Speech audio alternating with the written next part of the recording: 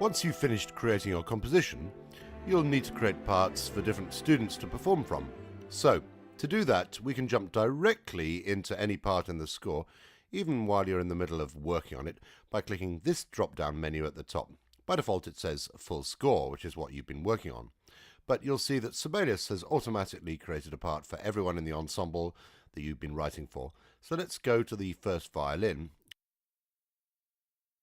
And you'll see that Sibelius has automatically included just that part, counted all the bars rest, included dynamics and text.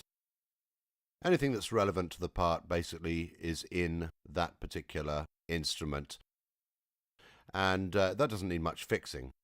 Now, one of the things we haven't yet learned about how to put into our score, let's go back to the full score, is the repeat marking, which should be here at the end of the fourth bar. So I'm going to click on that bar line. I'm going to go to Create Bar Line and click Start Repeat. And Sibelius puts it in. And of course, you could do the same for the end repeat bar later on in the score if you needed.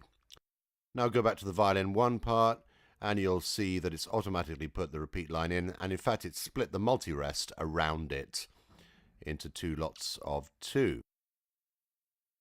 All that's taken care of automatically.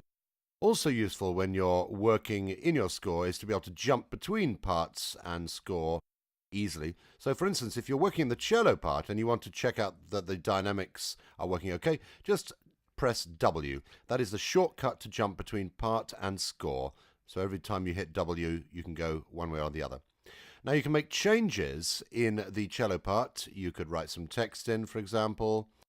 And then when you press W to return to the full score, you'll see that the text has been added into the full score. Sibelius has put it in red because it's having a problem finding enough space for that. And you could reformat things to try and alter that. If you jump back into the part once again, you could change the position for that piece of text in the part, but it'll actually stay the same in the score. So the score is the master, and if you delete the text from the full score, it will be deleted from the part.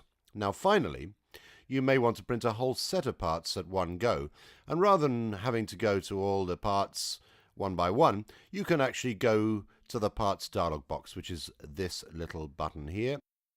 And to print it out, you can see how many copies of each part you want. So you can change that number. And there's a big print button in the bottom where you can print all the parts out at once. So working with parts is very easy indeed.